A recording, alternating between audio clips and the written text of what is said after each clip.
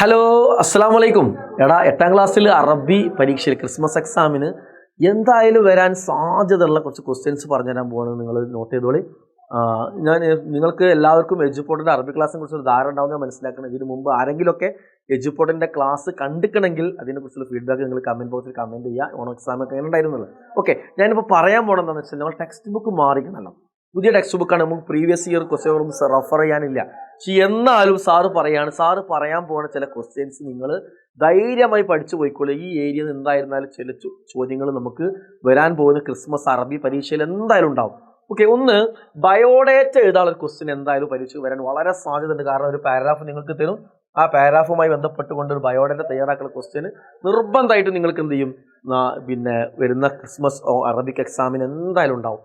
രണ്ടാമത്തൊന്ന്, നിങ്ങൾക്കൊരു കവിത തന്നുകൊണ്ട് കവിതയുടെ ലൈന് മാച്ച് ചെയ്യാനോ അങ്ങനത്തെ ഒരു ക്വസ്റ്റ്യൻ എന്തായാലും വരാൻ സാധ്യതയുണ്ട്. മൂന്നാമത്തൊന്ന്, ഏതെങ്കിലും ഒരു വിഷയത്തെക്കുറിച്ചിട്ട് ഒരു പാരഗ്രാഫ് നിങ്ങൾക്ക് എന്ത് ചെയ്യും വരാൻ സാധ്യതയുണ്ട്.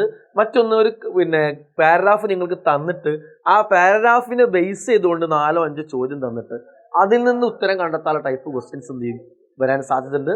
മറ്റൊന്ന് ഷുവറായി വരാൻ സ്ഥലം മറ്റൊരു ക്വസ്റ്റ്യൻ ആണ്. നമുക്കറിയാം തൊലബമിൻ ഇഷ്തഹറബി ആമബി വസ്വല ഇല ദല്ല അലക്ക് വരുന്ന സംഭവങ്ങൾ വെച്ചിട്ട് പൂരിപ്പിക്കാനുള്ള, അതിൻ്റെ ഒന്നെങ്കിൽ വാക്കുകൾ പൂരിപ്പിക്കാനുള്ള, അതിൻ്റെ ഹർഫുകൾ പൂരിപ്പിക്കാനുള്ള ചോദ്യം അതെന്തായാലും വരാൻ സാധ്യത ചില ക്വസ്റ്റ്യൻ ആണ്. മറ്റൊന്ന്, നിങ്ങൾക്ക് കഥ സ്റ്റോറി പോയിന്റുകൾ ഡിസോർഡർ ആക്കി തന്നിട്ട് അതിൻ്റെ പോയിന്റുകൾ മാച്ച് ചെയ്യാനുള്ള ടൈപ്പ് ഓഫ് ക്വസ്റ്റ്യൻ.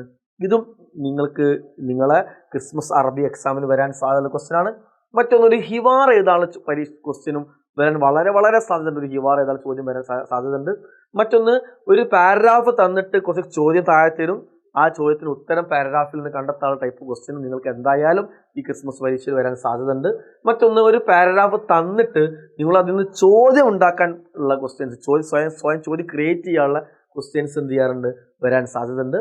ഓക്കെ, പിന്നെ ഹിവാർ എന്തായാലും വേറെ ഹിവാർ പൂരിപ്പിക്കാനും ചിലപ്പോൾ വേറെ എക്സ്ട്രാ ഹിവാർ സ്വന്തമായിട്ട് വരാനും സാധ്യതയുണ്ട്. ഇത്രയും ക്വസ്റ്റ്യൻസ് നിങ്ങൾക്ക് എന്തായാലും പരീക്ഷയ്ക്ക് വരാൻ സാധ്യതയുള്ളതാണ്. സോ ഈ ഏരിയ നിങ്ങൾ നന്നായിട്ട് പഠിക്കാം. പക്ഷേ എജുപോർട്ടിന് പറയാനുള്ളത്, എജുപോർട്ടിൻ്റെ അറബി ക്ലാസ്സിൻ്റെ ലൈവ് നടക്കുന്നുണ്ട്.